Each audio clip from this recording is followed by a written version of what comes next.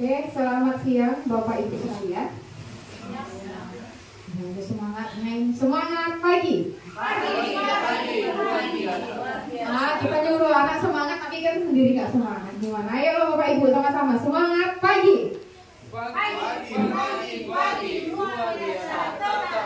Oke, tetap semangat ya Bapak Ibu. Kayaknya Bapak Ibunya malu-malu ini, ya kan?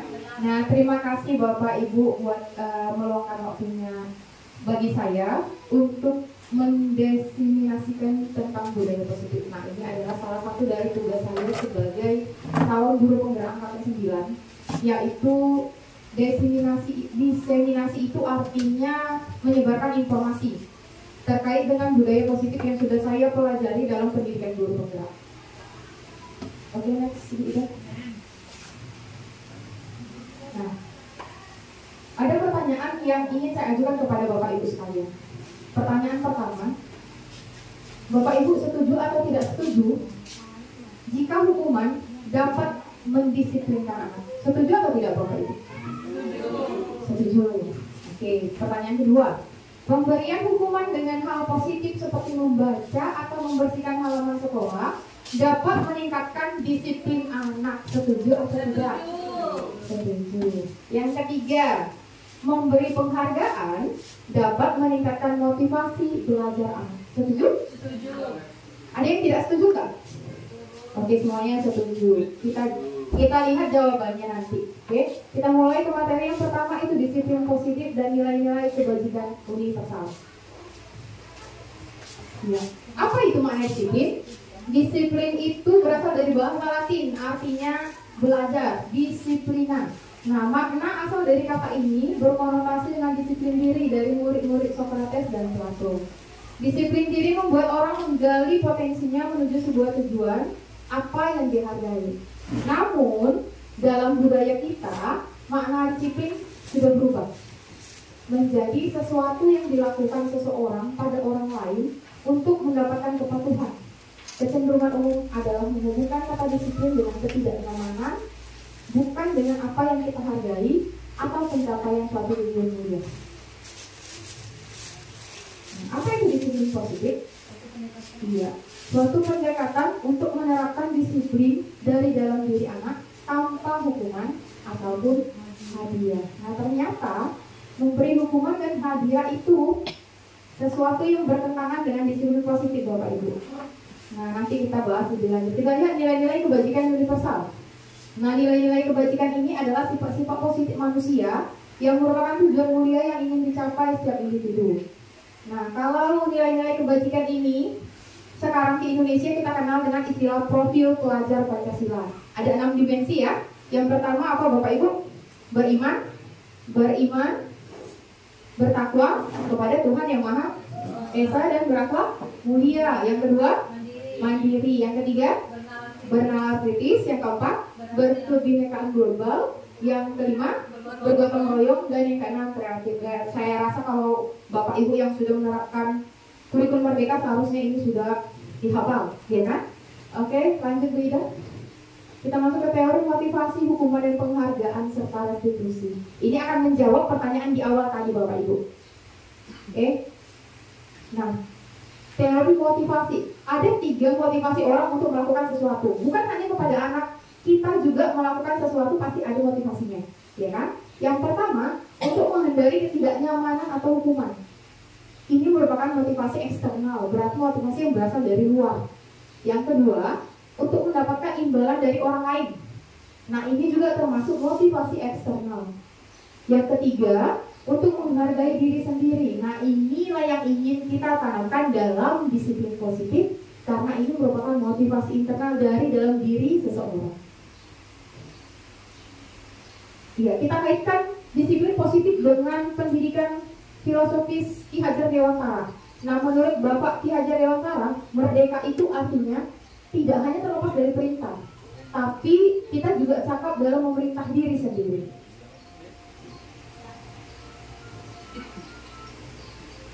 Iya. Kalau ternyata Bapak Ibu, di sini ada nggak Bapak Ibu yang sering memberikan penghargaan kepada anak-anak berupa hadiah? Ada yang pernah? memberikan penghargaan kepada anak-anak berupa hadiah? Kalau saya pribadi pernah dan sering. Entah itu bentuk permen, entah itu bentuk bintang-bintang, entah bentuk yang lain, ya kan Bapak Ibu? Ternyata memberikan penghargaan itu sama nilainya dengan menghukum anak. Kenapa? Karena kita minta anak untuk melakukan sesuatu sesuai dengan keinginan kita.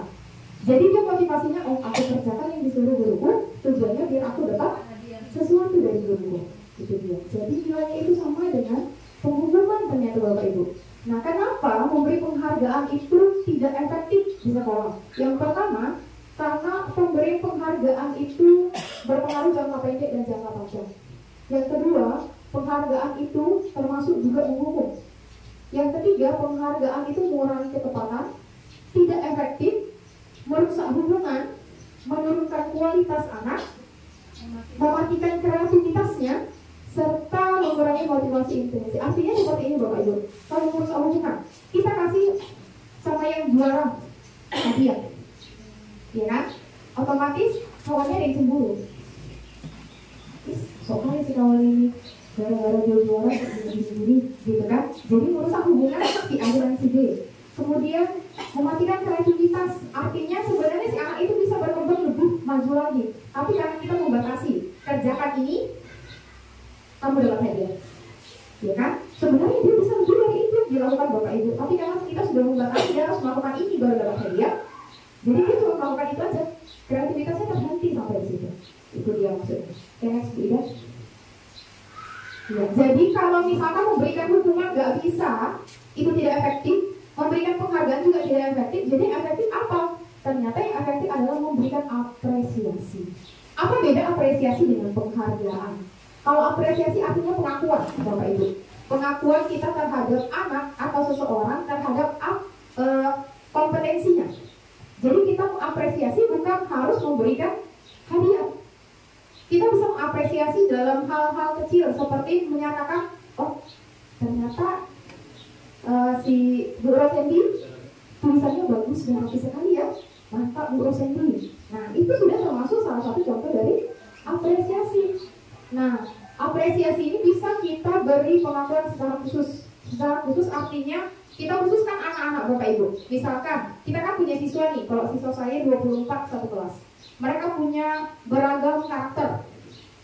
Jadi masing-masing anak pasti punya keunikan dan potensi. Walaupun tidak selalu menonjol. Entah si A, misalkan seperti anak saya nih, si Rama. Si Rama itu memang dia tidak disiplin dalam hal waktu. Tapi dia kalau dalam hal tulisan itu rapi. Jadi kita bisa kasih pengakuan secara khusus sama dia. Rama, Ibu lihat semalam catatan kamu Bu Prisa, tulisan kamu rapi sekali nak. Bagus ya, bisa kamu melakukan tulisanmu seperti anak SMA. Rapinya, itu membuat dia, oh ternyata aku dihargai. Itu dia. Kemudian kita beri pengakuan secara pribadi dan kita beri pengakuan kepada semua murid secara bergantian. Selama ini yang sering kita lakukan dan yang saya sering lakukan adalah memberikan apresiasi hanya kepada beberapa siswa yang nampak menonjol, ya kan? Sesekali kita beri perhatian juga kepada seluruhnya, bukan semuanya dalam satu hari kita apresiasi, enggak Bapak Ibu, secara bergantian. Misalkan kita apresiasi hari ini tuh si A, si B, si C. Untuk hal-hal kecil aja Bapak Ibu, misalkan seperti apa? Misalkan untuk piket, kita lihat yang piket itu sudah mengepel, bersih, harum dan segala macam. Kita apresiasi mereka. Walaupun secara akademik mereka kurang. Jadi ya. Lanjut Bu Ida. Ya, ini contoh pengakuan atau apresiasi kebajikan. Kemarin saya perhatikan rasa empatimu besar sekali pada saat mendorong murid baru di kelas kita. Menolong murid baru di kelas kita. Yang kedua, saya menghargai kepedulianmu pada saat kamu membantu teman-temanmu di tugas kelompok. Contoh yang ketiga, terima kasih untuk rasa tanggung jawabmu pada saat kamu memungut kertas-kertas yang berserakan di lantai. Jadi ini contoh beberapa kalimat pengakuan atau apresiasi terhadap anak didik kita. Jadi ya, lanjut Bu Ida. Ya, sekarang jangan lanjut dulu ya Bu Ida. Nah ini adalah perbedaan hukuman dan konsekuensi. Bapak Ibu, saya ingin mengetahui jawaban Bapak Ibu. Ada beberapa tindakan guru mungkin pernah kita juga lakukan Dan pernah kita suruh anak melakukan yang seperti ini? Nah, kira-kira nih, kita sama-sama menjawab ya Bapak Ibu. Kalau jawabannya berbeda itu nggak apa-apa, ya kan? Menurut Bapak Ibu, kalau kita suruh anak mencatat 100 kali di dalam buku kalimat, saya tidak akan terlambat lagi karena terlambat ke sekolah, itu hukuman atau konsekuensi? Hukuman. Oke. Yang kedua, kita suruh anak lari mengelilingi lapangan basket 2 kali karena terlambat hadir di sekolah. Hukuman atau konsekuensi? Hukuman. Oke. Yang ketiga, murid diminta untuk push up 15 kali karena tidak menggunakan masker ke sekolah. Hukuman atau konsekuensi? Hukuman, Pak Su? Ya, hukuman. Menurut Bu Niken, hukuman atau konsekuensi? Hukuman. Menurut Bu Ida? Menurut Bu Sri? Konsekuensi. Oke, ada yang jawab hukuman, ada yang konsekuensi. Kita lanjut lagi, kita lihat jawabannya Ibu-ibu. Ibu-bapak, menggantikan kertas tugas teman yang telah dicoret-coret. Konsekuensi?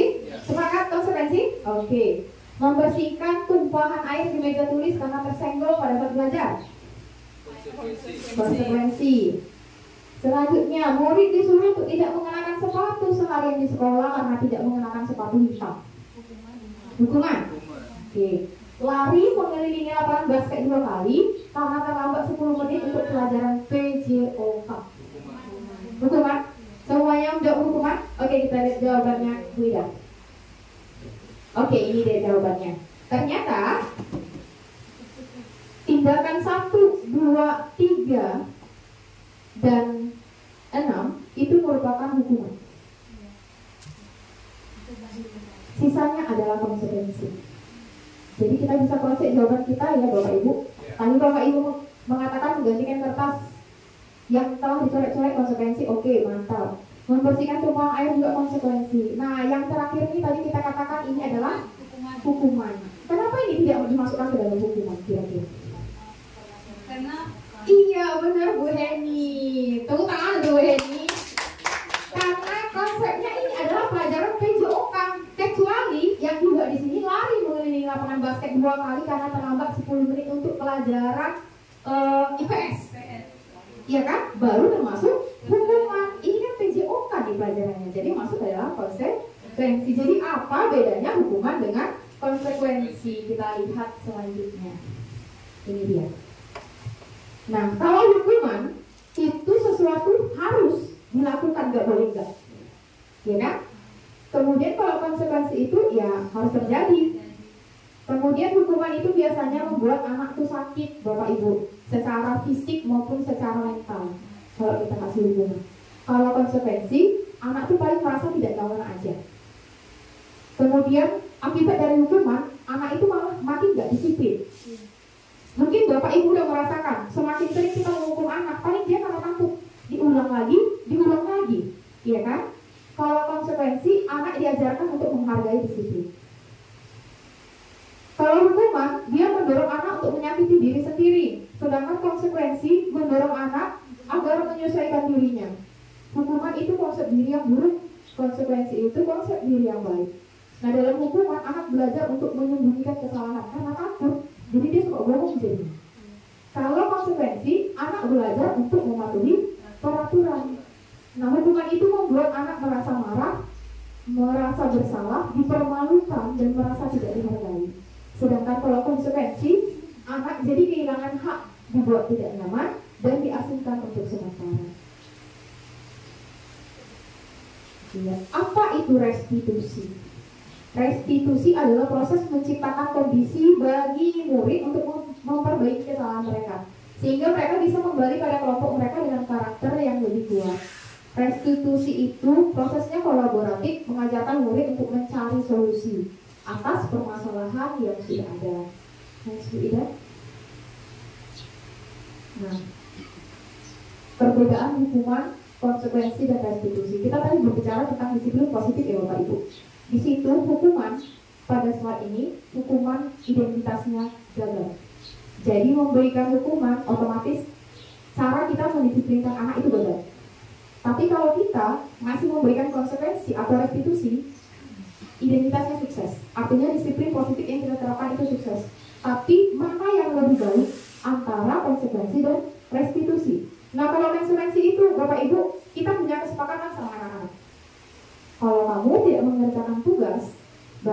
konsekuensinya kamu harus tinggal di dalam kelas pada jam istirahat, mengerjakan pekerjaan yang Bapak Ibu suruh. Nah, itu konsekuensi. Jadi ada kesepakatan antara anak dan guru. Itu ya. Kalau hukuman enggak. Kalau hukuman itu berdiri kamu, push up. Kita bilang seperti itu. Mau anak ngomong? Enggak mau, Bu. Kenapa? Mau ya kamu? Nah, itu berarti hukuman. Berarti itu memang dasarnya dari guru. Anak nggak bisa ngomong apapun. Harus dilakukan karena itu adalah hukuman dari guru. Nah, kalau restitusi Bapak Ibu, dia fokus pada memecahkan masalah. Jadi kita ajak anak itu untuk berdiskusi. Dia sendiri yang memikirkan apa solusi dari permasalahannya. Misalkan dia terlambat, kita ajak dia berdiskusi. Apa tujuan, mengapa dia terlambat? Kira-kira keyakinan kelas mana yang dia langgar? Apa solusi dia nggak terlambat? Jadi kita ajak dia berbicara, berkomunikasi, dan diharapkan anak itu makin menghargai dirinya dan orang lain. Coba next gitu. Ya, kita sekarang berbicara tentang keyakinan kelas. Di sini saya mau tanya sama Bapak Ibu, ada tidak yang sudah buat keyakinan kelas dalam kelasnya masing-masing? Terutama guru kelas nih. Kalau guru bidang studi mungkin enggak. Ada yang sudah buat keyakinan kelas Bapak Ibu? Tidak? Ada yang sudah buat peraturan kelas? Ada. Rata-rata kita bikin peraturan kelas ya. Peraturan kelas itu dibikin oleh siapa Bapak Ibu? Bersama-sama dengan siswa. Oke. Ternyata peraturan kelas dengan keyakinan kelas mana yang lebih membuat anak-anak menjadi disiplin Bapak Ibu? Ternyata keyakinan kelas. Apa rupanya keyakinan kelas? Next video. Nah, kenapa nggak peraturan aja? Kenapa harus keyakinan? Karena keyakinan itu mendukung motivasi intrinsik, motivasi dari dalam diri siswa. Nilai-nilai keyakinan lebih menggerakkan seseorang dibandingkan mengikuti serangkaian peraturan-peraturan. Itu makanya sekarang ini kita diharapkan di setiap kelas membuat keyakinan kelas, bukan peraturan kelas. Ya, menurut Bapak Ibu ada dua nih, gambar yang kiri dan gambar yang sebelah kanan. Yang mana menurut Bapak Ibu merupakan keyakinan kelas? Sebelah kiri, coba dilihat dulu.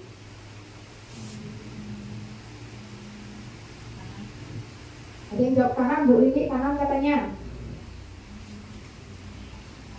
Bawa Bapak? Sebelah? Kanan? Kanan? Buang dulu. Kanan? Sebelah kanan? Ada yang jawab sebelah kiri? Tidak? Oke, saya mau tanya dulu sama Bu Lili. Bu Lili tadi jawab sebelah kanan. Kira-kira Bu Lili kenapa Bu Lili yakin itu merupakan contoh keyakinan kelas? Karena kan kita kan pendekatan sama murid, kita kerjasama untuk mengatakan keyakinan anak supaya di kelas itu aman gitu ya. Oke, terima kasih Bu Lili. Tepuk tangan untuk Bu Lili. Pak Su, Pak Su tadi menjawab keyakinan kelas sebelah kanan. Menurut Pak Su kenapa? Kenapa nggak sebelah kiri aja Pak Su? Karena itu dominan itu kalau kita lihat adanya seperti tadi kata detik. Kalau memang sih masih juga bagian dari itu yang ingin kita kaji. Tapi kalau dilihat ya kan lebih apa kita membahas itu bersamaan dengan yang kalimat A itu. Iya. Oke, terima kasih Pak Su. Di sebelah kanan ya Pak. Oke, tepuk tangan untuk Pak Su. Oke, akan saya jelaskan ya Bapak Ibu, kenapa ya yang benar itu adalah yang sebelah kanan. Ya, yang sebelah kami guru dan murid yang saling menyayangi. Kami murid yang semangat belajar. Kami murid yang peduli dengan teman-teman. Nah, yang namanya keyakinan kelas ini biasanya poinnya nggak banyak Bapak Ibu. Karena kita mau anak itu yakin sesuatu berarti tanpa dihafal, ya kan? Dia ingat. Jadi kalau banyak-banyak itu namanya peraturan. Gak bakalan hafal dia tuh kalau peraturan kelas dari A, kadang kita buat sampai 10 peraturan ya Bapak Ibu. Gak bakalan hafal dia itu. Nah, kalau keyakinan kelas itu poinnya lebih terperinci. Kemudian coba perhatikan Bapak Ibu kalimatnya. Yang lebih positif yang mana kira-kira? Yang sebelah kanan ya, kami guru dan murid. Ketika membacanya tuh anak tuh semangat, ya kan? Peraturan yang sebelah kiri seolah-olah itu hanya ditujukan kepada murid aja. Kalau sebelah kanan, guru juga itu berpartisipasi dalam keyakinan kelas. Oke, next dulu. Nah, ini dia langkah-langkah perancang keyakinan kelas. Saya sudah buat Bapak Ibu, yang pertama kan rata-rata kita punya peraturan kelas ya. Yang pertama kita minta semua murid di kelas menuliskan apa saja peraturan yang disepakati bersama. Itu sudah dilakukan ya? Sudah ada. Kemudian peraturan-peraturan kita itu biasanya masih bermakna negatif. Ada kata-kata negatif. Contohnya, jangan membuang sampah sembarangan. Terus jangan ribut di kelas. Nah, kalau keyakinan kelas tidak boleh menggunakan kata-kata yang bermakna negatif. Kalau menggunakan kata jangan itu kan berarti negatif ya Bapak Ibu. Harus kita positifkan. Misalkan, jangan ribut di dalam kelas. Kalau kalimat positifnya kira-kira apa Bapak Ibu? Diam di kelas. Diam di kelas. Apalagi? Kira-kira kalau kalimat peraturan kita jangan ribut di kelas. Kalau kita mau positifkan itu jadi apa kalimatnya? Tertib di kelas. Iya, bagus. Tertib di kelas. Oke, berarti Bu Lena udah makin ngerti ini ya. Oke, lanjut. Kalau misalkan saya bilang tidak boleh mencoret-coret meja, berarti kalimat positifnya apa Bapak Ibu? Menjaga kebersihan. Iya Bu Heni, menjaga kebersihan meja, ya kan? Jadi seperti itu Bapak Ibu. Peraturan yang sudah ada kita positifkan kata-katanya. Kalau udah positif ya udah nggak apa-apa kita pakai. Tapi kalau misalkan masih ada kata-kata jangan, tidak boleh, ya, dilarang, itu kita positifkan jadi kalimat yang lebih enak untuk dibaca. Kemudian kita rangkum kalimat-kalimat positif itu jadi kalimat keyakinan. Contohnya, misalkan kalimat yang sudah positif, menjaga kebersihan meja, menjaga kebersihan kelas. Itu bisa kita rangkum jadi satu nggak Bapak Ibu? Menjaga kebersihan meja, menjaga kebersihan kelas. Bisa kita rangkum nggak jadi satu itu? Menjaga, iya, ya Pak? Menjaga kebersihan. Nah, gitu dia. Jadi kita sarikan, kita ringkaskan. Iya, Pak Muhajir juga sudah mulai mantap, ya kan? Jadi kita sarikan setiap kalimat-kalimat yang positif tadi menjadi lebih terperinci lagi dia. Jadi lebih singkat, itu dia Bapak Ibu. Kemudian setelah kita buat kalimat-kalimat keyakinannya, nanti akan kita tempelkan, entah bikin bentuk poster, entah kita bikin di mana, pokoknya kalimat keyakinannya bisa dibaca anak-anak. Kemudian itu ditandatangani bersama Bapak Ibu. Semua siswa dan kita sebagai guru kelas menandatangani. Jadi artinya kita punya kontrak sama anak-anak dan kita juga yang harus kita sepakati karena kita sudah tanda tangan kontrak di situ. Itu adalah keyakinan kelas kita. Oke, lanjut Bu Ida.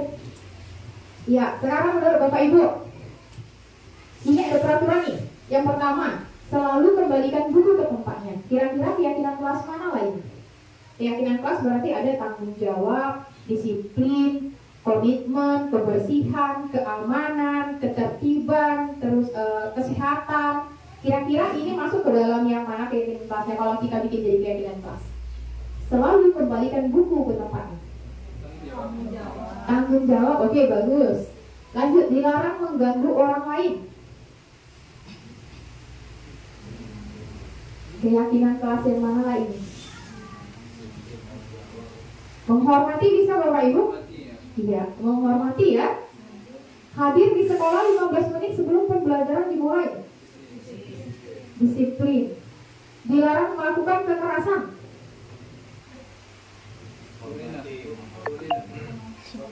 Dilarang melakukan kekerasan, kira-kira yang masuk dong? Keyakinan kelas yang mana? Keselamatan? Keamanan? Iya, keamanan. Dilarang menggunakan narkoba. Kesehatan. Bergantian atau menunggu giliran? Antri berarti menunjukkan keyakinan apa itu Bapak Ibu?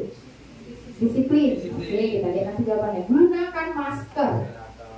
Kesehatan. Jangan berlari di kelas atau koridor. Keselamatan. Oke, kita lihat jawabannya beda. Oke, ini dia jawabannya. Poin pertama adalah tanggung jawab. Poin yang kedua menghormati orang lain. Poin yang ketiga menghormati orang lain. Berkomitmen juga bisa. Poin yang keempat keselamatan, menghormati orang lain. Poin yang kelima kesehatan. Bergantian atau menunggu giliran masuk ke dalam bersabar. Kemudian gunakan masker, kesehatan, jangan berlari, itu termasuk keselamatan dan keamanan. Next, Bu Ida. Ya, kita masuk ke kebutuhan dasar manusia. Kebutuhan dasar manusia itu anak kita harus percaya Bapak Ibu, kita berperilaku pasti karena kebutuhan dasar kita ada yang tidak terpenuhi. Contohnya nih, anak kita di kelas suka mengganggu temannya. Pasti ada kebutuhan dasarnya yang tidak terpenuhi. Bisa jadi dia pengen kesenangan, senang aja dia gangguin temannya, ya kan? Bisa jadi karena dia mau menunjukkan kalau dia berkuasa di kelas. Aku nih hebat, ya kan? Jadi kita harus perlu tahu kebutuhan dasar anak itu apa sebelum kita menentukan hukuman atau apa gitu sama dia. Kalau dulu kita Bapak Ibu, silakan Bu Ida. Kebutuhan dasar manusia itu ada 5. Yang di tengah ada survival. Survival artinya kebutuhan untuk bertahan hidup. Fun artinya kesenangan. Freedom kebebasan. Iya, power kekuasaan. Belonging berarti rasa cinta, tanda love ya, rasa cinta dan pengen dimengerti. Nah, jadi ini kebutuhan dasar manusia. Kemudian 5 posisi kontrol. Next, Ida. Ya. Bentar ya. Dan contoh penerapannya. Ya, ini posisi kontrol manusia atau guru lah pada saat ini. Ada penghukum, pembuat orang merasa bersalah, ada teman, pemantau, dan manajer. Kalau penghukum, saya rasa ya kita bisa memasukkan ke dalam diri kita sendiri Bapak Ibu. Kita mengkategorikan kita sebagai guru yang gimana posisinya. Penghukumkah, pembuat orang merasa bersalah, teman, pemantau, atau manajer. Kalau penghukum biasanya guru itu suka nunjuk-nunjuk, menyindir, menghardik.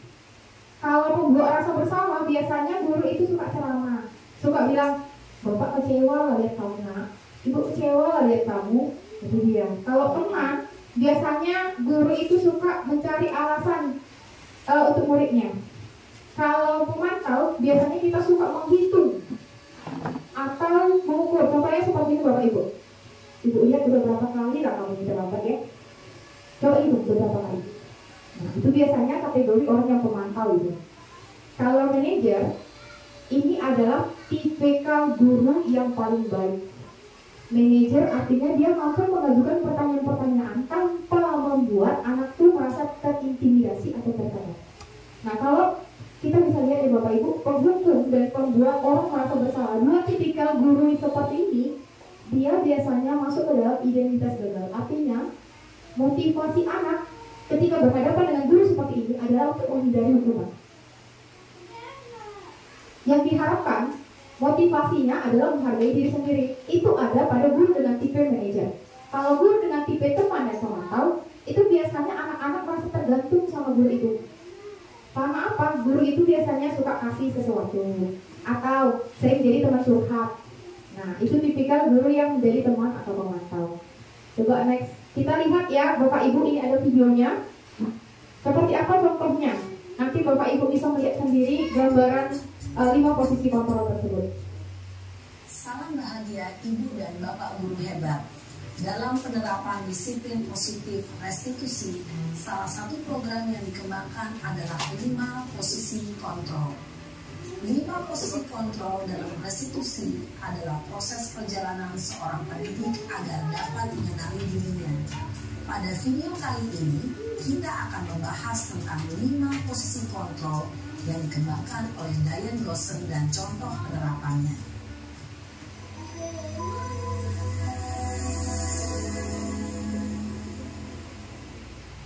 Lima posisi kontrol itu adalah 1. Posisi penghukum, 2. Posisi pembuat merasa bersalah, 3. Posisi teman, 4. Posisi pemantau atau monitor, dan 5. Posisi manajer. Untuk lebih memahami kelima posisi tersebut, mari kita saksikan kasus Naren yang terlambat hadir 20 menit di sekolah dan melihat bagaimana kelima posisi kontrol dalam menghadapi masalah tersebut.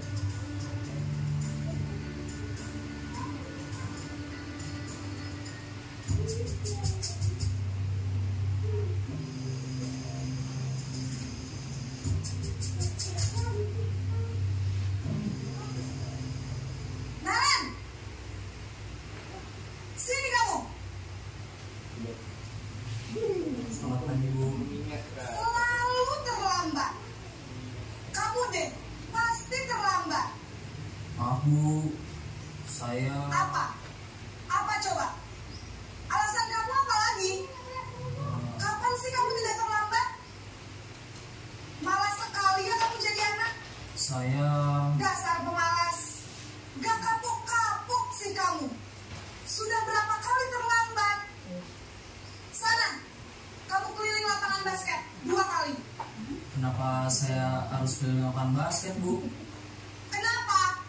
Kamu melawan ibu? Berani-beraninya jawab. Sudah terlambat, masih berani jawab pula. Sekarang, keliling lapangan basket 5 kali sekalian. Biar kapok. Cepat. Pergi sana ke lapangan basket. Posisi penghukum biasanya berbicara dengan nada tinggi, menghardik, menunjuk-nunjuk, menyakiti, dan menyindir. Hukuman bisa berupa fisik maupun psikis. Ibu dan bapak guru hebat. Dampak yang terjadi pada murid ketika guru berada pada posisi penghukum adalah murid cenderung akan memberontak, bahkan menyimpan dendam.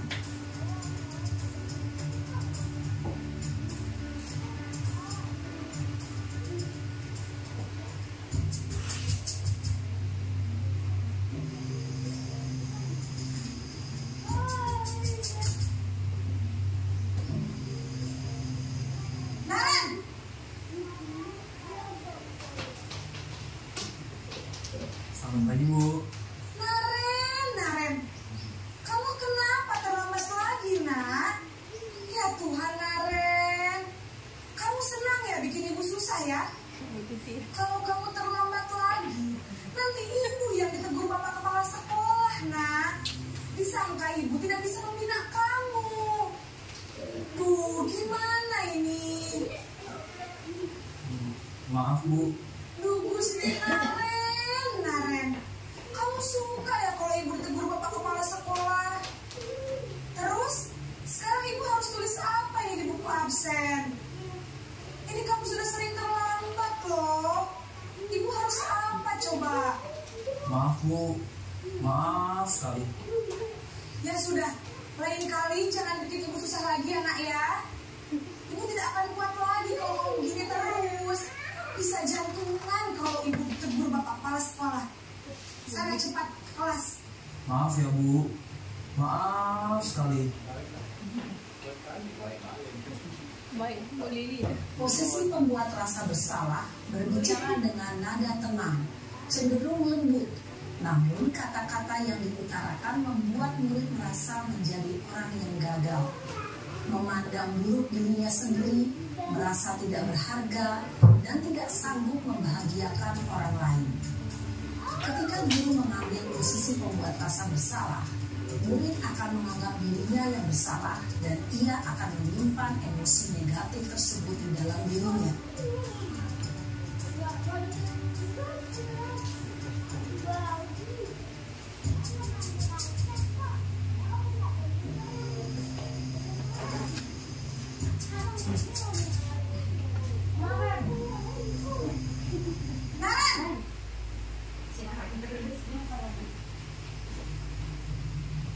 Selamat pagi Bu. Wah, sudah jam berapa ini nak? Terlambat lagi ya sayang. Iya Bu. Habis ibu saya lupa bangunkan saya Bu. Kamu malah menyalahkan ibu kamu. Kamu bukannya anak yang larinya paling kencang. Kok terlambat sih? Iya Bu. Saya memang terlambat bangun tadi. Jadi biarpun saya lari kencang, tetap gak kekejar Bu. Ya sudah sana. Nanti lain kali larinya lebih kencang lagi ya. Biar gak terlambat lagi. Bikin salah ibu demi ibu. Bisa kan? Bisa lah Bu. Ya sudah sana masuk kelas. Ibu beresin urusan absen kamu. Kamu ini ada-ada saja.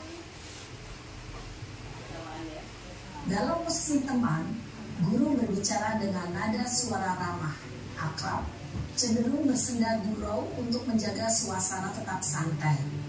Murid akan merasa senang, aman, dan akrab dengan guru. Identitas yang tercipta adalah identitas sukses atau berhasil. Namun, Perlu diingat, karena ini masih dorongan eksternal, maka ada faktor ketergantungan dari murid kepada orang tertentu. Di sini guru absennya, sehingga di lain waktu murid bisa berperilaku baik, namun hanya kepada orang-orang tertentu saja.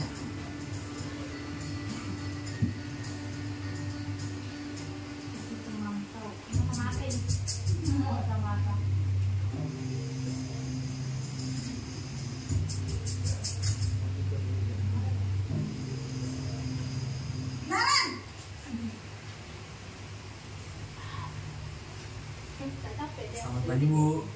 Naren, apa peraturan sekolah kita tentang jam berapa kita harus masuk sekolah, nak? Kita harus di sekolah jam 7 Bu. Iya betul, sekarang sudah jam 7.20. Naren sudah tahu konsekuensinya jika terlambat hadir. Paham Bu, saya harus tinggal kelas pas jam istirahat selama 20 menit. Iya benar, konsekuensinya demikian. Jadi nanti jam 9.30 pas istirahat, kamu harus tinggal di kelas, kerjakan tugas tambahan untuk ketertinggalan kamu, ya? Baik Bu. Posisi pemantau mengandalkan penghitungan atau data untuk mengontrol murid. Guru mengarahkan murid berdasarkan peraturan dan konsekuensi. Seorang pemantau menunjukkan bahasa tubuh dan ekspresi wajah yang datar dan cenderung formal.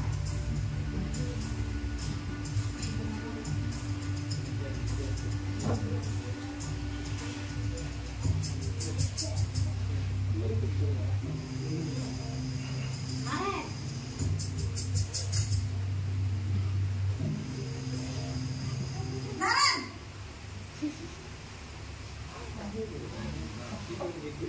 Selamat pagi Bu. Selamat pagi, Naren. Maaf Bu, saya terlambat. Iya, sekolah masuknya jam 7, sekarang sudah jam 7.20. Jadi sekarang bagaimana ini, Naren? Maaf Bu, saya lupa setel alarm saya semalam. Baiklah, menurut kamu, keyakinan sekolah yang mana yang perlu kamu tingkatkan? Menghargai diri sendiri dan orang lain mungkin ya Bu. Setuju. Jadi, apakah Naren meyakini prinsip saling menghormati tersebut? Iya Bu, saya meyakininya. Apakah Naren bersedia memperbaiki masalah keterlambatan ini? Bersedia Bu. Bagaimana kamu akan perbaiki masalah keterlambatan ini? Saya akan coba untuk tidak lupa menyetel alarm saya Bu. Baik, kalau Naren lupa menyetel alarm di rumah, ada orang yang kira-kira bisa bantu mengingatkan tidak? Ada Bu, kakak saya, Kak Emma. Ada lagi selain Kak Emma? Selain Kak Emma, ada ibu saya. Baik, jadi yang mengingatkan Naren adalah Kak Emma dan ibu kamu ya.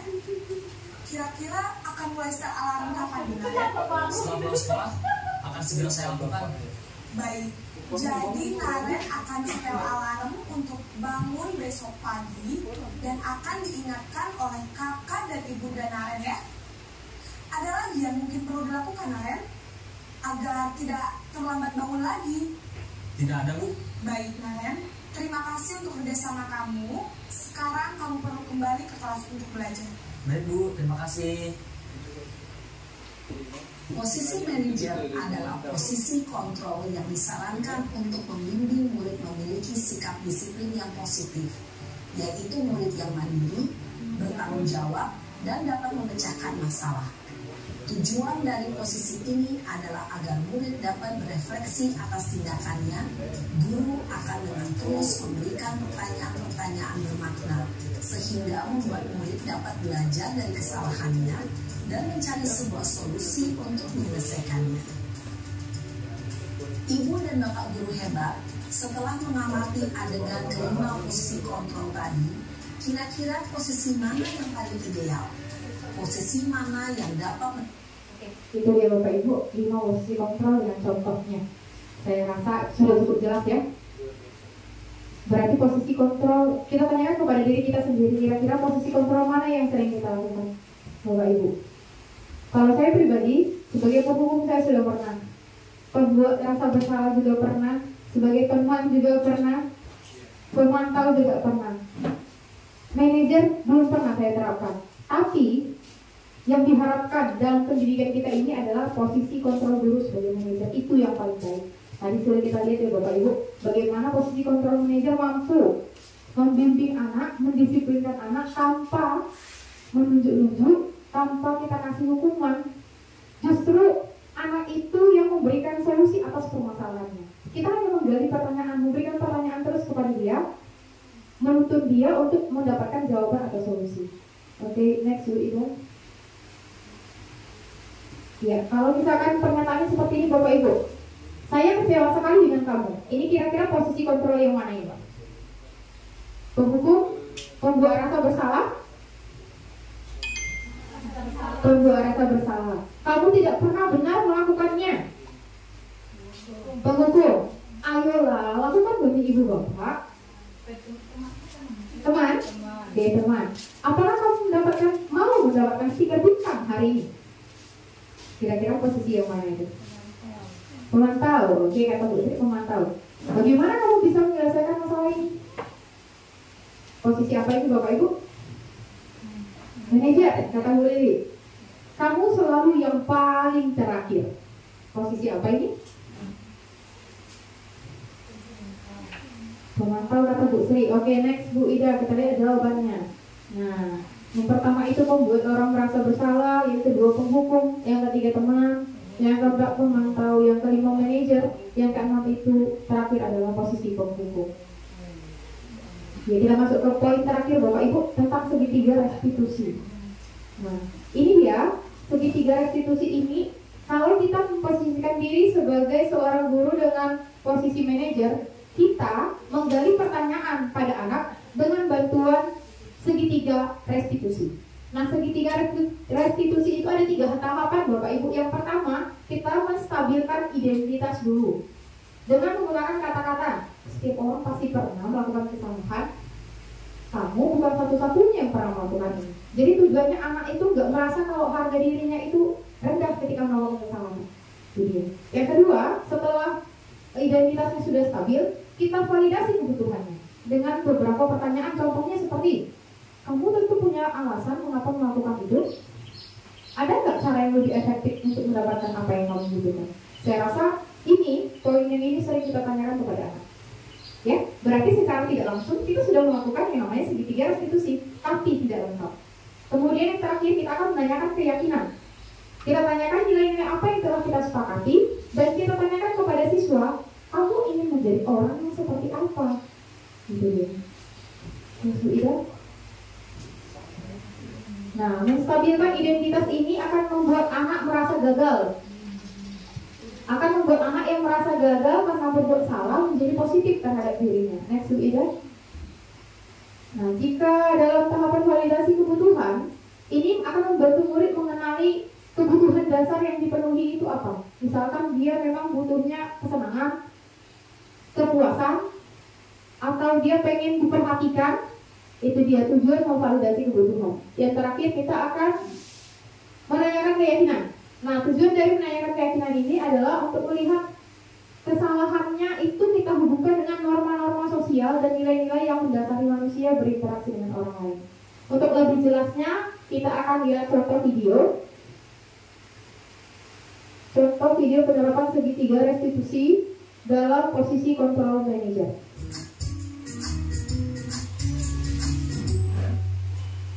Salam dan bahagia Ibu dan Bapak Guru hebat. Pada video kali ini kita akan membahas tentang salah satu program disiplin positif yang diterapkan di lingkungan sekolah yang dikenal dengan nama restitusi.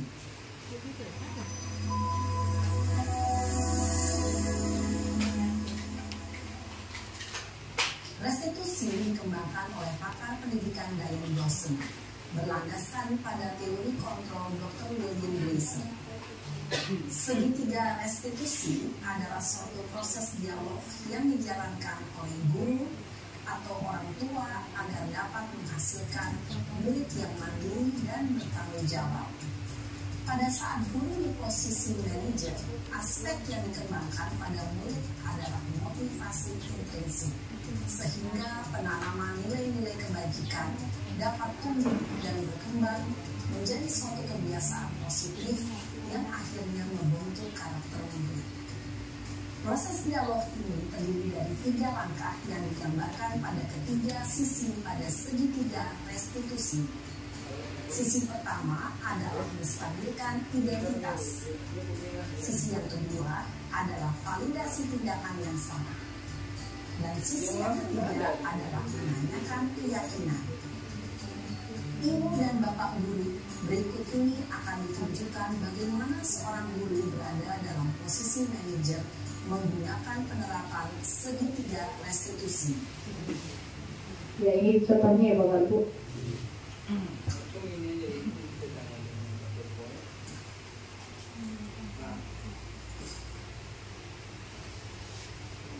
Siang Sarah. Siang Pak. Sudah lama gak ketemu Sarah? Kenapa hari ini ada di sini? Kesel Pak, kesel banget. Masa aku dikatain tukang fitnah Pak? Ya aku marah lah. Aku balik ngatain Eka di depan kelas. Kesel banget. Oh begitu. Ya pasti kamu marah dan kesal. Bapak juga akan marah apabila ada yang menuduh Bapak seperti itu. Kemudian pada saat itu kamu mau melakukan apa? Ya saya langsung ngatain Eka lah Pak. Kesel banget. Saya bentak-bentak dia depan teman-teman lain. Oh begitu. Pasti kamu melakukan seperti itu karena suatu alasan tertentu bukan? Iyalah, masa saya diam saja Pak? Ya saya bela diri lah. Masa saya dituduh tukang fitnah? Ya wajar lah. Mempertahankan harga diri itu sesuatu yang penting buat kamu. Untung kamu tidak bertindak lebih gegabah lagi. Hanya membentak-bentak. Iya Pak. Untung saya masih bersabar dan hanya membentak saja. Sudah gemes padahal. Saya pasti bela diri lah. Ya pasti ya. Tapi kamu memilih untuk tetap bertahan dan bersabar. Kamu memilih untuk tidak berbuat lebih parah lagi bukan? Iya. Nah, sekarang coba kita lihat lagi tindakan kamu yang bentak-bentak Eka di kelas. Tindakan kamu itu kira-kira sesuai dengan keyakinan kelas atau prinsip kamu tidak? Enggak lah Pak. Capek Pak jadi pemarah. Jadi keyakinan atau prinsip mana yang kurang sesuai dengan keinginan kamu? Ya saya sebenarnya sangat menghargai orang lain. Mungkin saat itu saya menjadi emosi. Jadi tidak menunjukkan sikap itu. Kamu meyakini tidak menghargai orang lain itu penting buat kamu? Yakin lah Pak. Iya, setuju. Kita harus saling menghargai. Namun ada juga keyakinan yang kita sepakati yang perlu kita jalankan apabila kita sedang marah bukan? Ya saya bisa lebih proaktif. Mulai dengan diri sendiri. Saya bisa jadi lebih sabar, mengambil waktu jeda untuk berpikir mau apa selanjutnya. Kira-kira kamu bersedia memperbaiki masalah ini tidak? Sedia Pak. Kalau kamu memperbaiki masalah ini, kamu akan menjadi orang seperti apa? Saya akan menjadi orang yang bertanggung jawab kali ya Pak. Dan senantiasa proaktif. Iya, menurut kamu bagaimana rasanya menjadi orang seperti itu? Ya nyaman lah, bangga bisa bersabar dan menahan diri. Baiklah kalau begitu. Yuk kita pikirkan bagaimana memperbaiki masalah ini.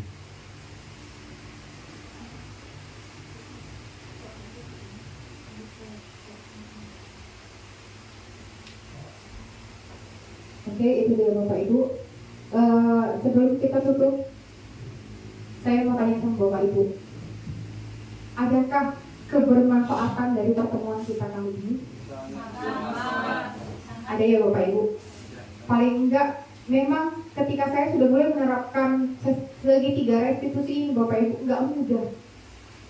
Karena kita sudah terbiasa menjadi di posisi penghukum, pembuat merasa bersalah, teman. Jadi berada di posisi manajer itu memang tidak semudah itu. Tapi saya harapkan Bapak Ibu kita semua bisa menerapkannya. Karena apa? Demi menunjang pendidikan kita menjadi lebih baik. Karena kita ingin anak itu punya motivasi dari dalam diri. Jangan gara-gara kita hayu-hayuin terus karena takut sama kita, makanya dia belajar. Karena takut sama kita, makanya dia mengerjakan sesuatu. Kita munculkan motivasi dari dalam diri untuk belajar. Oke, itu dia Bapak Ibu. Terima kasih sudah bersama dengan saya, dan itu dia presentasi saya tentang budaya positif. Jika ada kata-kata saya yang kurang berkenan Bapak Ibu, saya minta maaf. Terima kasih sudah meluangkan waktunya. Selamat siang.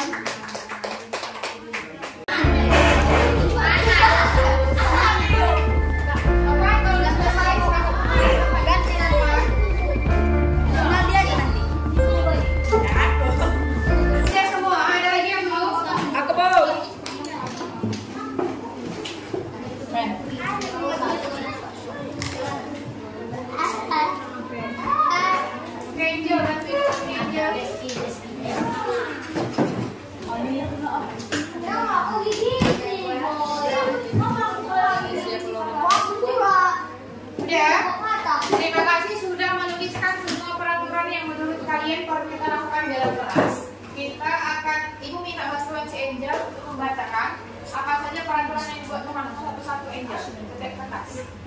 Yang pertama, tidak boleh menyontek kalau ada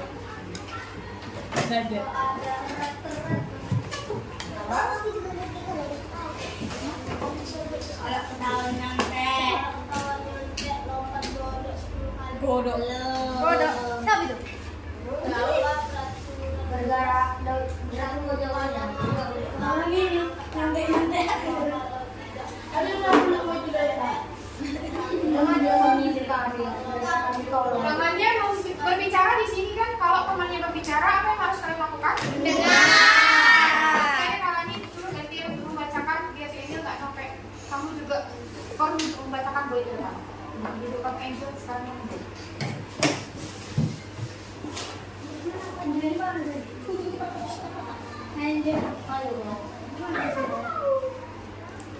Ulangi dari yang pertama. Yang lain juga didengarkan. Nanti ibu suruh berganti ya. Yang kedua, kertas kedua. Kalau mau bertanya, angkat tangan. Nomor 2. Tanya angkat tangan. Terus apa lagi?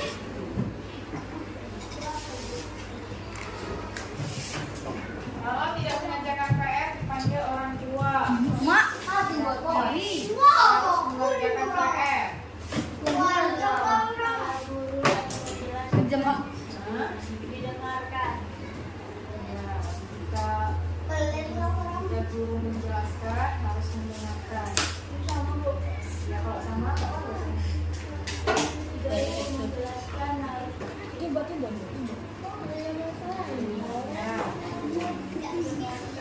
Ya, ada yang lain disuruh keluar kelas. Kalau pengisi buang air kecil tidak boleh berdua. Tunggu sebentar, didengarkan. Baru izin ke toilet, harus sendiri. Izin ke toilet.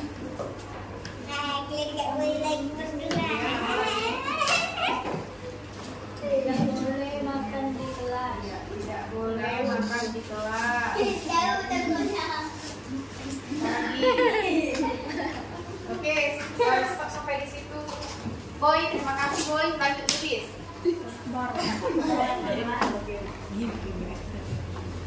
Tidak boleh makan di kelas tadi. Terakhir sampai di situ.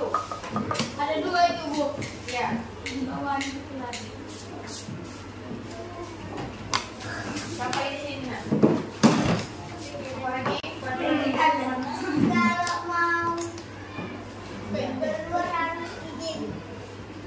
Oke, lanjut. Saat guru berbicara harus mendengarkan. Ya. Baru masih itu. Tidak boleh makan-makan di kelas. Ya. Sebelum ke kamar mandi harus permisi kepada guru. Ya.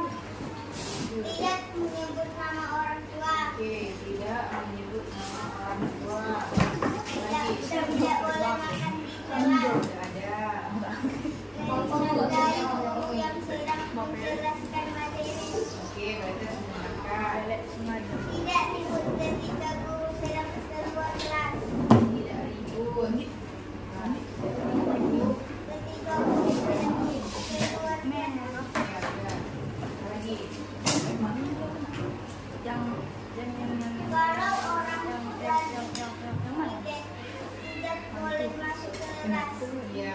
Saat ada yang piket,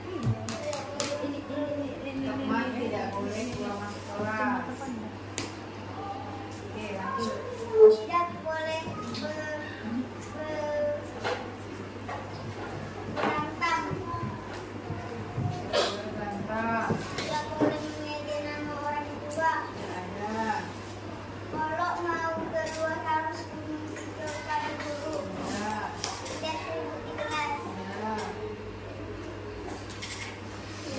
Mengerjakan PR tepat waktu. Mengerjakan sebentar. Mengerjakan PR tepat waktu. Udah nomor 3. Ini ya. Ada. Apa lagi? Tidak boleh mengerjakan Ya, intinya harus mengerjakan PR sudah masuk. Apa sama lagi? orang tua. Tidak boleh mengajar sama orang tua sudah ada. Tidak boleh ribut saat guru menjelaskan. Ya, jangan ribut. Jangan ribut di kelas.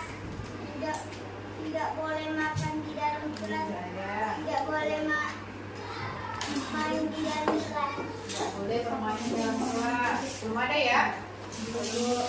Bentar dikotis. Tidak boleh bermain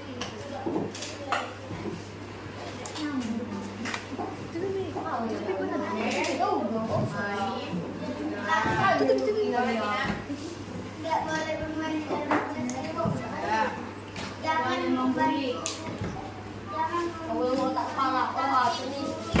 Iqbal, oke stop, terakhir Iqbal. Makasih ya Lukis, terakhir. Tadi sampai di mana Iqbal?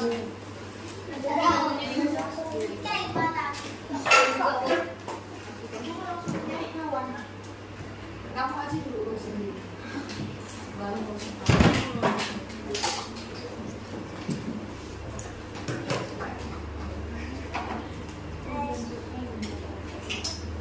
Iqbal harus selalu ibu ingatin baju Iqbal karena lengan tangannya yang lurus lah sampai ke sini, bajunya yang keluar lah.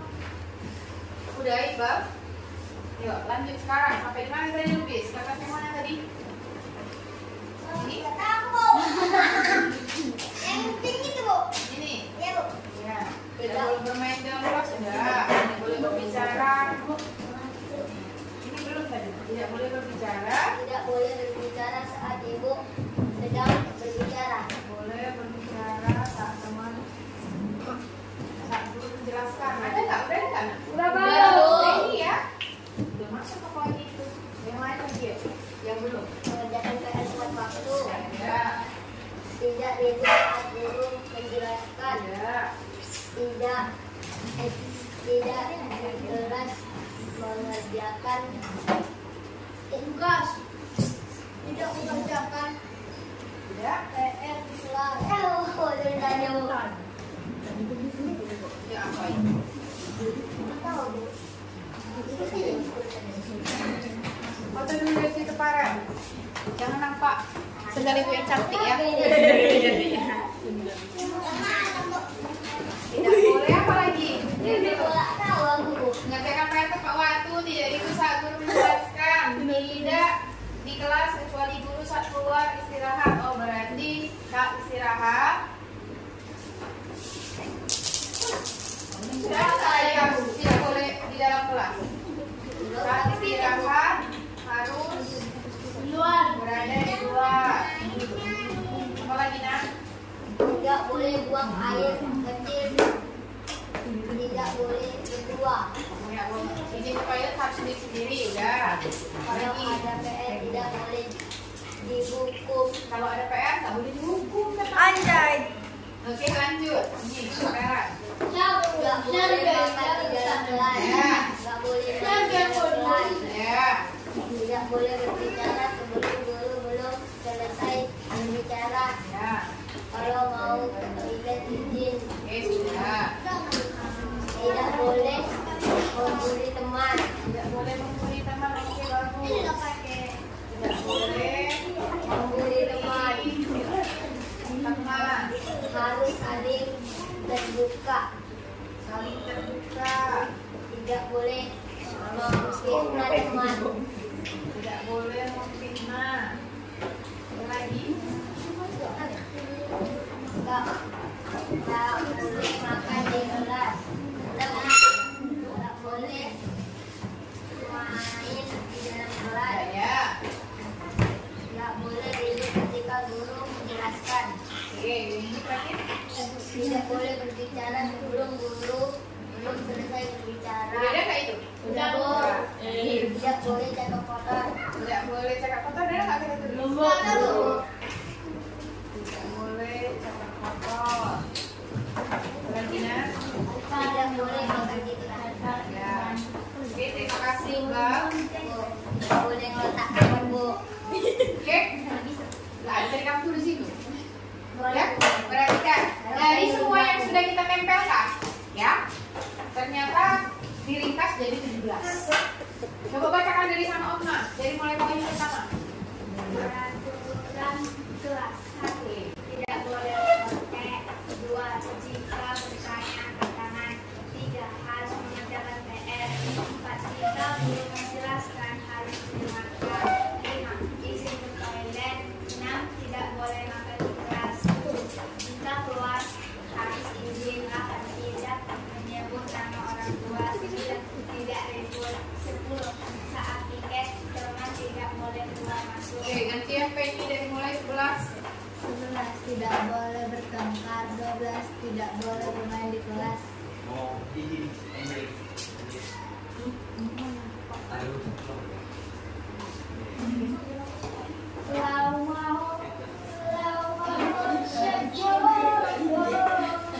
Angel, makasih barang-barang Angel. Udah dijemput sama Bapak. Berarti Angel nggak praktek nih. Kalau ada banyak warna di bawahnya. Nggak apa-apa, tinggalin aja pas prakteknya ya. Nanti mau praktek juga.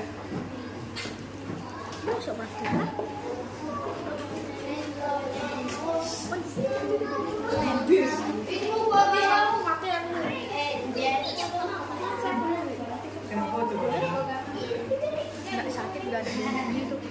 Lepas ini jalan lain ya.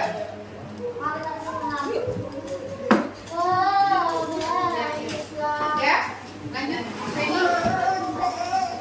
12. Tidak boleh bermain di kelas. 13. Saat istirahat harus berada di luar kelas.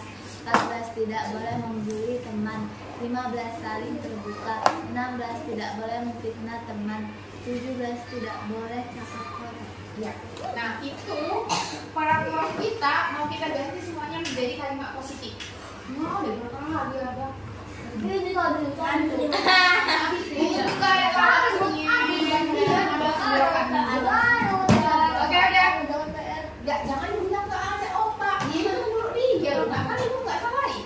Kan ibu bilang tulis peraturan yang menurut kamu mau diberangkat dalam kelas. Udah, itu sekarang peraturan kelas kita tadi ada berapa Penny? 17.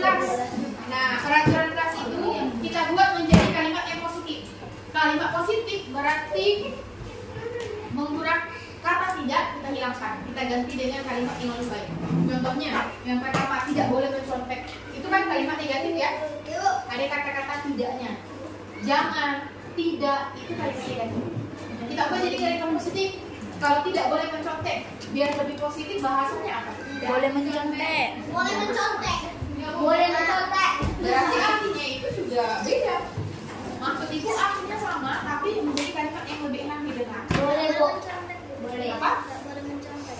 Tidak boleh mencontek. Sama aja. Berarti kalimatnya seperti ini, tidak boleh mencontek berarti harus mengerjakan tugas sendiri. Ya, yang pertama harus mengerjakan tugas sendiri. Ada PR. Ada buku. Mengerjakan tugas sendiri. Sekarang yang kedua siapa bisa? Coba lihat itu kalimatnya sudah positif apa negatif? Positif, Bu. Apa itu di situ Iqbal? Jika bertanya Iya. Ini sudah kalimat yang positif ya, bisa langsung kita tulis. Jika bertanya, angkat tangan. Yang ketiga, harus mengerjakan PR. sudah Positif. positif. Positif, Bu. Ya, harus mengerjakan PR. Yang keempat, Jika guru menjelaskan harus didengarkan. Ya, berarti yang keempat juga sudah positif. Berarti sama ya. Ya Bu. Harus mengerjakan PR. Orang 4 poinnya sama, ini sudah benar. Yang kelima, sudah positif atau enggak? Toilet. Izin ke toilet. Oke, sudah positif. Positif Bu. Ya. Yang keenam, Tidak boleh makan di kelas. ya tidak boleh makan di kelas, itu kalimat ya. Negatif. Negatif. Kita ganti jadi apa kalimatnya? Dilarang. Dilarang berarti negatif juga. Makan harus barengan. Iya, makan di luar. Oke nih, makan di luar Rumah. Rumah. Jika keluar harus izin. Itu positif. Positif Bu. Ya, yang berapa? Tidak menyebut nama orang tua. Positif. Tidak, Bu. Ya, kata tidaknya kita ganti dengan apa kalimatnya, siapa yang bisa? Dilarang. Kalau boleh menyebut nama orang tua tuh enggak Dilarang Bu. berbeda, dilarang juga. Apa kita buat? Tidak menyebut nama orang tua. Tidak. Dan denda. Apa bedanya tidak dengan jangan? Tidak menyebut nama orang tua. Berarti apa? Dihukum jika menyebut orang tua. Negatif juga ini. Ada bahasa-bahasa yang buat dihukum, jangan dilarang. Itu kan negatif, yang positifnya. Jadi kita lebih enak mendengar tuh. Tidak ubah jadi apa tuh? Tidak menyebut nama orang tua dengan Sembarangan. Boleh menyebut orang tua. Tak boleh. boleh. Jadinya udah mengubah arti itu. Boleh. Tidak menyebut nama orang tua berarti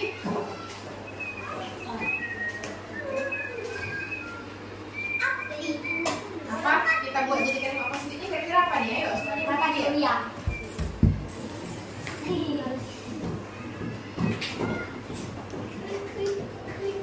Apa kita buat? Kata-kata tidaknya kita hilangkan. Udah apa kan? Udah banyak mana? Dilarang kata-kata besku. Dilarang kalimat negatif. Enggak ada kamu apa? Kayak tahu. Iya, harus menghargai nama orang tua. Ada yang menghargai enggak? Harus menghargai nama baik. Menjaga nama baik orang tua. Iya itu. Menjaga nama baik Orang tua. Kan namanya Nggak boleh berontak kawan Bu. ya, Bu. Ada nggak peraturan? Oke, makasih pada. Ada nggak peraturan di situ? Apa nih buat Bu? Kita kata buat. Seribu. Oke, coba lihat lagi. Apa yang disebut? Sudah positif atau enggak ini? Tidak ribut Bu. Ah, tidak ribut, kita buat jadi Negatif itu. yang positif jadi apa? Harus tertib di dalam kelas Bu. Tertib. Oke, bagus sekali. Tertib. Bu. Lanjut yang ke-10. Saat piket teman tidak boleh keluar masuk. Positif. Saat piket, teman tidak boleh keluar masuk. Gimana itu? Positif atau negatif kalimatnya? Negatif Bu. Ada kata tidak. Negatif. Harus Kita positifnya jadi apa tuh? harus menghargai teman sedang piket. Menghargai teman yang piket. Oke, bagus. Menghargai teman yang piket. Teman yang piket. Oke, nomor 11 coba lihat. Sudah Tidak masuk boleh bertengkar. Iya, apa kalimat positifnya? Harus Kalau berteman. aku, iya akur. Tumben kita tapi Kemudian nomor 12 sudah positif tidak atau boleh tidak? bermain di kelas. Iya. Bermain di luar. Bagus Budi. Bermain di luar kelas. Dan Bu. Apa yang benar dong? Nomor 13 sudah positif tidak? Ini Bu. Tidak. Nomor 14 Tidak boleh harus berteman. Membuli teman. tidak boleh Membuli teman. Harus berteman. menghargai. Harus menghargai teman. Menghargai teman sudah ada ya di sini. Tapi ini khusus yang piket. Ya kan berarti menghargai perbedaan. Kenapa perbedaan kawan? Karena kamu merasa dia berbeda sama kamu. Iya kan? Lalu gitu baru kali. Nah, kamu kan membuli seseorang gara-gara kamu memang ada kekurangan diri ya? Ya Bu. Pernah nggak kalian membuli kawan karena kelebihannya dia? Pernah. Ada juga. Yo. Misalkan tuh si Benny mewakili FRS 2F dia kemarin bernyanyi. Semua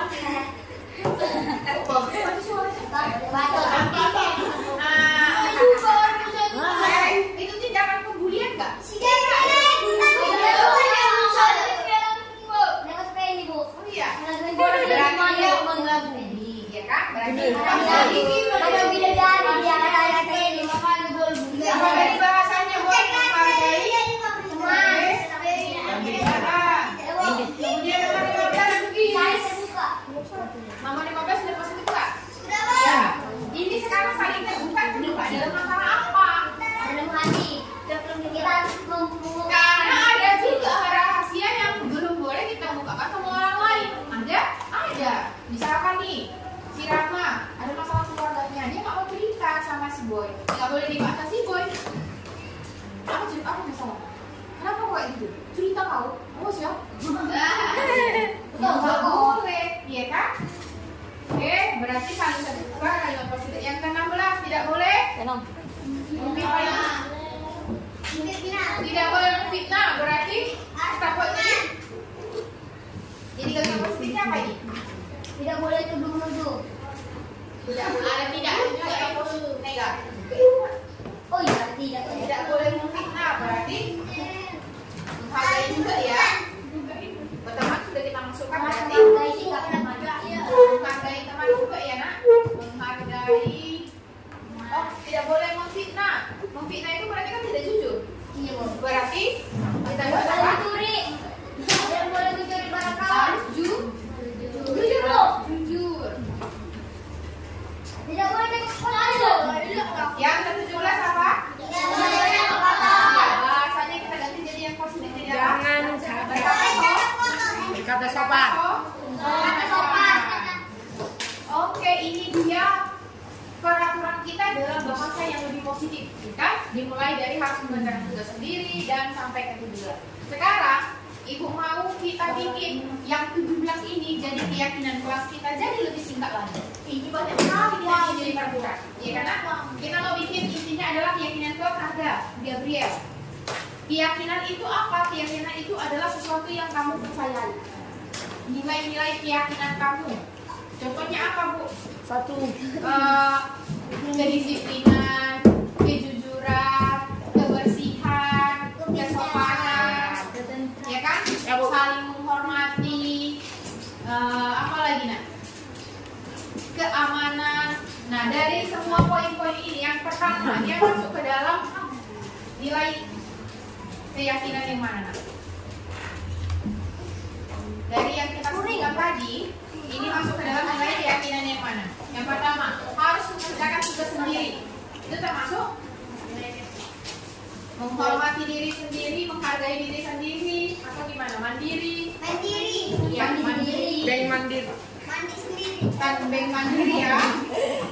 Yang kedua, jika bertanya Kak Tama, itu masuk ke dalam nilai keyakinan yang apa? Menghormati, Harus jujur. menghargai, kejujuran, kesopanan, yang mana tuh maksudnya? Kesopanan juga bertanya Kak Tama. Disiplin. Kesopanan, Bu. Disiplin. Masuk ke disiplin ya? Harus jujur. Kalau menurut Ibu lebih ke menghormati. Ya? Rasa hormat. Artinya apa? Karena kalian menghormati makanya kalian akan hormat. Iya kan? Yang ketiga harus mengerjakan PR. Ini masuk ke disiplin. Yang keempat, jika ada menjelaskan harus dengarkan. Masuk ke rasa hormat, ya kan? Kemudian yang kelima, izin ke toilet. Izin ke toilet itu kira-kira masuk ke mana tuh? Ini. Disiplin. Oke, disiplin. Yang keenam, makan di luar kelas. Disiplin. Kenapa kita harus makan di luar kelas? Biar gak telat. Berarti kita termasuk ke dalam kebersihan. Menjaga kebersihan. Kebersihan kelas. Kemudian yang ketujuh, jika keluar harus izin. Itu masuk ke disiplin dan rasa hormat. Kemudian menjaga nama baik orang tua. Rasa hormat. Iya, rasa hormat. Tertib. Disiplin. Menghargai teman yang piket. Kebersihan. Kebersihan bisa masuk, rasa hormat juga bisa masuk, ya kan? Akur. Akur nggak berantem kalian itu masuk ke dalam mana? Disiplin. Menghormati ya. Kalau menurut Ibu, karena kita saling menghormati kawan, makanya kita nggak berantem. Kan? Bermain di luar kelas. Disiplin. Disiplin. Nomor 13 apa tadi? Ya, saat istirahat harus berada di luar kelas. Disiplin juga ya. Menghargai perbedaan. Disiplin. Rasa Rasa hormat. hormat. Nomor 15 apa nak? Saling terbuka. Saling terbuka itu masuk ke kejujuran ya. Bisa nggak kejujuran? Iya loh, kejujuran. Kemudian harus jujur masuk ke sini lagi. Kejujuran. 17 berkata sopan. Masuk ke Disiplin. rasa hormat. Berarti kita sudah dapatkan nilai keyakinan kelas kita yang ada 5. Kalau membacakan dari situ Arif. Yang pertama ada Mandiri, yang kedua rasa hormat, yang ketiga disiplin, yang keempat kebersihan, yang kelima kejujuran. ya ada 5.